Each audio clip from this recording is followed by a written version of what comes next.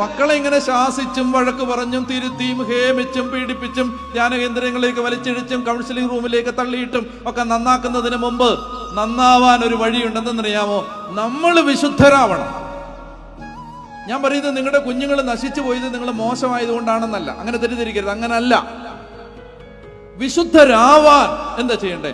നമ്മൾ വിശുദ്ധരാവണം. അതാണ് ഈശോ പറഞ്ഞത്, പിതാവേ അവർക്ക് വേണ്ടി ഞാൻ എന്നെ വിശുദ്ധീകരിക്കുന്നു. കുടുംബം ഒരു യൂണിറ്റാണ്. ഒരാൾക്ക് വിശുദ്ധി ഇല്ലെങ്കിൽ ആരാണ് വിശുദ്ധിക്ക് കുറവ് കിട്ടുന്ന മറ്റൊരാള്? അയാൾക്ക് വേണ്ടി തന്നെ വിശുദ്ധീകരിക്കണം.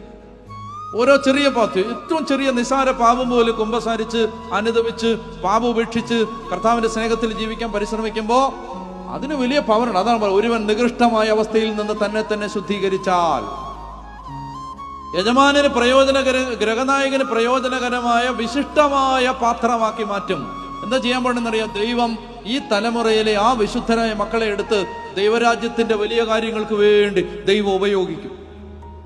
ഇതുപോലെ അപ്പനും അമ്മയും നിക്ഷേപിച്ച നിധി നിക്ഷേപങ്ങൾ ജീവിതത്തിന്റെ പിന്നാമ്പുറങ്ങളിലും ഭൂതകാലങ്ങളിലും അവര് വ്യയം ചെയ്തൊരു ജീവിതത്തിന്റെ നിധി നിക്ഷേപങ്ങൾ വരും കാലങ്ങളിലെ ദൈവസഭയെ പണിതുയർത്താനുള്ള കെട്ടുറപ്പാക്കി അടിത്തറയാക്കി ദൈവം മാറ്റും.